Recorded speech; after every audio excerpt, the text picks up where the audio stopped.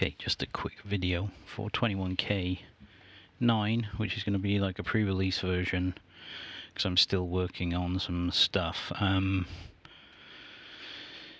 couple of issues that need resolving, but I thought I would get this out so you could have a play with what's been done so far. Right clicking on notch when notch delete when you've got always on top set, that has been resolved. A couple of other things which are not that important but are all in the change log. One important, memory and FM TX frequencies are now applied, and the split is applied before the transmit frequency, so hopefully that will be okay. And duplex and everything with the limit of the duplex to 50 meg. Before, you could put in like silly numbers in there and it would blow up essentially. Thetis wouldn't start or it would just crash. So that's got some sanitizing on it now.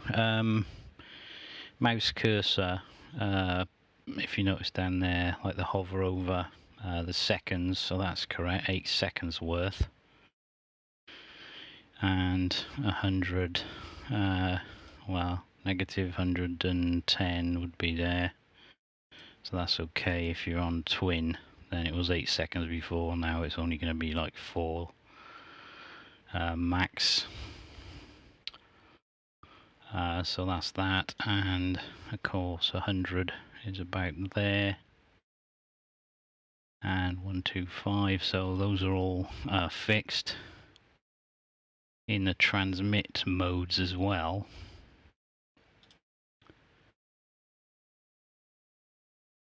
So that's all sorted, and the frequency, so all that's fixed. Waterfall duration in seconds is also based on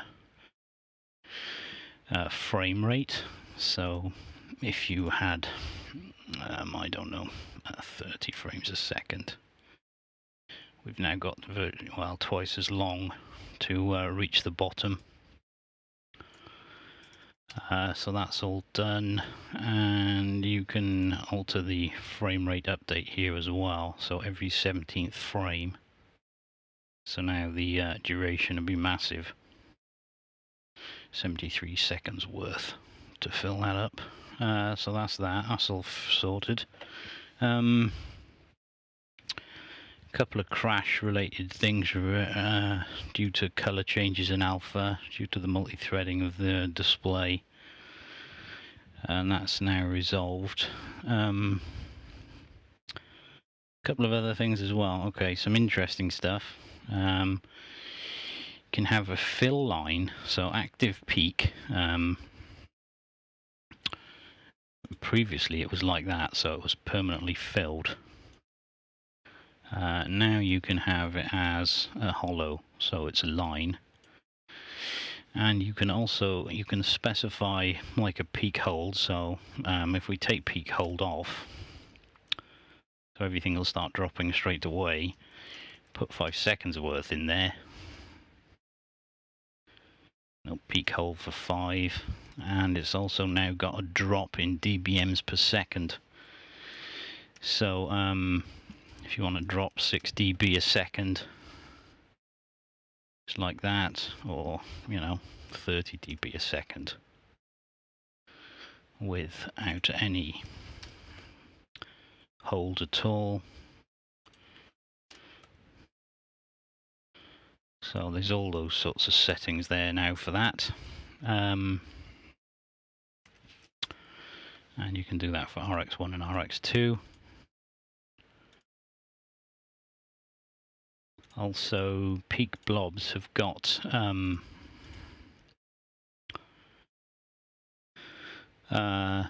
drop in dBms per second, which can be specified. Of course, they get used up if they need to be, so they might vanish before they've finished their drop. What else? C-tune drag spectral area. So previously, C-tune off, of Okay, centralized as normal. C-tune on. Drag this. The option is in here, general. C-tune drag. Limit to spectral. So if we have it like that, we literally can't go outside the thing. If we use the VFO, cat or whatever, it won't be able to go outside this display range. If you go mouse drag only, then it will only consider the mouse that's the limitation, or you can move this like normal. And that's that. There is also a zoom to ban button. I've moved it to here. I'm not entirely sure about this zoom to ban stuff, to be honest. It, of course, it can only be used with C-tune on, because you can't, you know, if you're up at 787, you can't zoom to ban that. You literally can't put the band in the window, so it makes no sense. So it disables if you've got two receivers open and one of them has click tune on, then it will enable like so. And I can fit, because I got my sample rate set to 384K, I can fit the whole of 80 meters in no problem. In the UK, there it is, 3.5 to 3.8. But of course, in the US, you wouldn't be able to fit that into that sample rate, because it goes from whatever it is, 3.5 to 4K, is it? So you won't be able to fit it in. So all it does in that case, it fully zooms out. And you can use shift and the zoom to band to use RX2. So if on RX2 we were on 7.1 and we were, say, zoomed like this, so I've got 80 meters on the top and 40 meters on the bottom, left click will zoom to band the top receiver, shift left click will zoom to band the bottom receiver. But of course, because it's a shared zoom, one goes out and one comes in, sort of thing. So yeah, I'm not entirely sure about this zoom to band. I don't like it personally, but can have a discussion whether or not it stays or goes. So that's that. What else? Let's carry on quickly. Yeah, there's an option to, I added in audio, there's a separate options tab now to put extra stuff when it appears. So the AF, these AF sliders will not cause an unmute if that is ticked. And I think that was requested because people want different setups when they're using headphones and VAC and whatnot. Headphones connected directly to the radio and stuff. So yeah, that's in there. Okay, there is another option which has been added. If you are anywhere on the view and you hold shift down, you will get some thing appearing on the cursor. So when you hold shift, so you get frequency and the current dBm. There is an option in general, display, show on cursor, and that will basically leave it on permanently. So there's that, and it shows the seconds as well on the waterfall when you're down here versus the dBm. Works for all this type of stuff. So yeah, that's all in there. What else? Just looking at the list. Okay, this is something that I've been looking at the recently, last couple of days. If you've got this turned on, this option here, show on cursor, you also get, when you're on the edge of a filter, you get the current value that is there. And if you drag it, of course, it updates, and that number will mimic the one that's down the bottom right. I have also added, because it was somewhat frustrating to drag this and you'd go over the 0 point line. So on like a lower sideband, that side of the filter would go over there. And there was an option under filters, limit filter edges to sidebands. Prevents the crossing a 0 point with certain filters. So that's in there, and of course, you know, upper sideband, you can't go that way. That will be the limit of the filter that's set in here. There is stuff to do still with the shift, because you can shift it that way, and that happens. So there's still work to do on that, so just be aware. And of course, if you had it in this mode, you were dragging it and then you dragged it there, it would bottom out like that. So I need to add some stuff in there which makes it basically hard hit an edge. So that's still to do. There are some other things as well. If you've got a filter which is got symmetrical, because we've got that option turned on now, we can't make the right hand side of the AM go past 0, and likewise that past there. Normally, previously, it would do this. So yeah, I like that limit thing. You can also hold shift down when you're on one of these symmetrical filters. If you hold shift down, it will do both sides. And I think it stops you at -10 plus 10.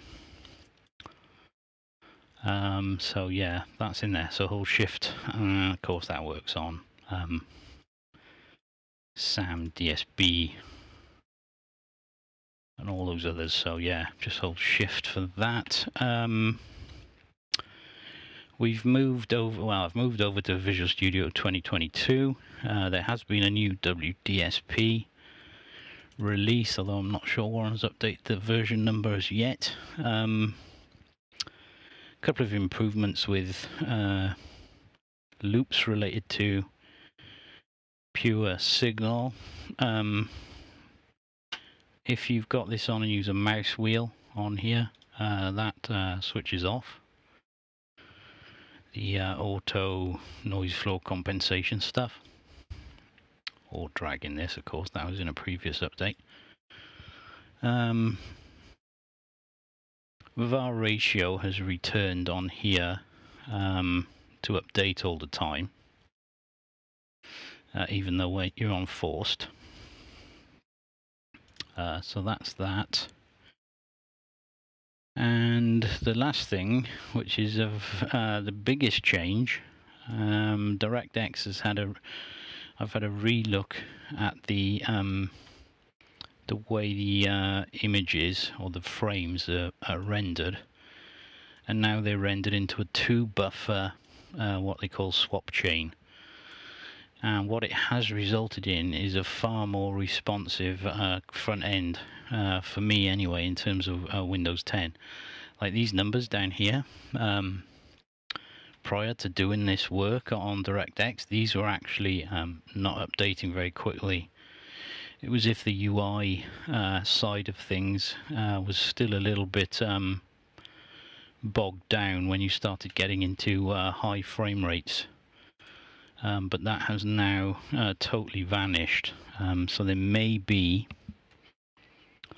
some other side effects to that. Incidentally, I'll just see if I can do this whilst in switch this to studio mode. I'm just going to see if I can do this while making the video.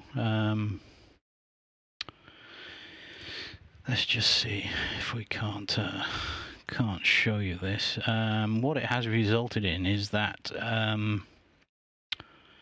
NVIDIA driver is thinking that the that Thetis is actually a true graphical, I guess, game essentially, DirectX game. And what it does do, it allows this.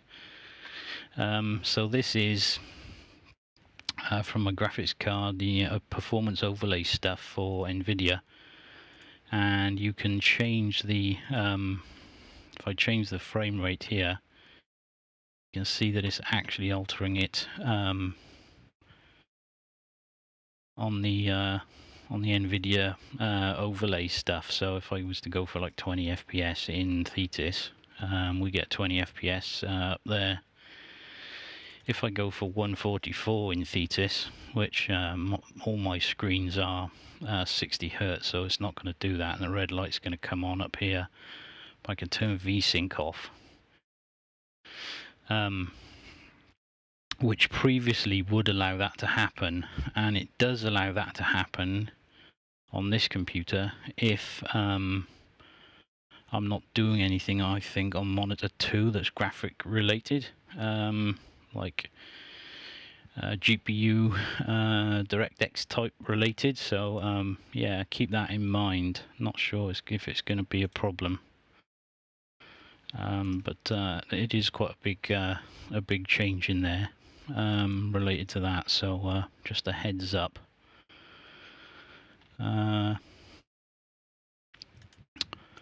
So that's pretty much it related to the changes on this version. It is a lot snappier for me. It is like butter now.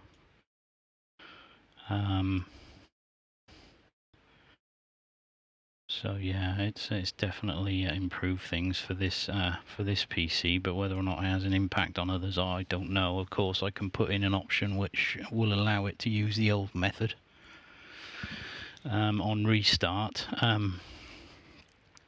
but I haven't put that in. We'll see if there's any feedback on that, if it's needed. But I do like this this peak stuff. It's quite cool. Anyway, guys, that's it. I'll put this video in, and I'll put the link to this version in the thread. I won't put it at the top of the thread yet until it's finalized, but at least you can have a play with the various stuff. Shift for that. It's all in the notes anyway. I need to make it so when you do shift, it lights the other side as well, but I haven't got around to doing that yet. But anyway, there we are. Alright, cheers.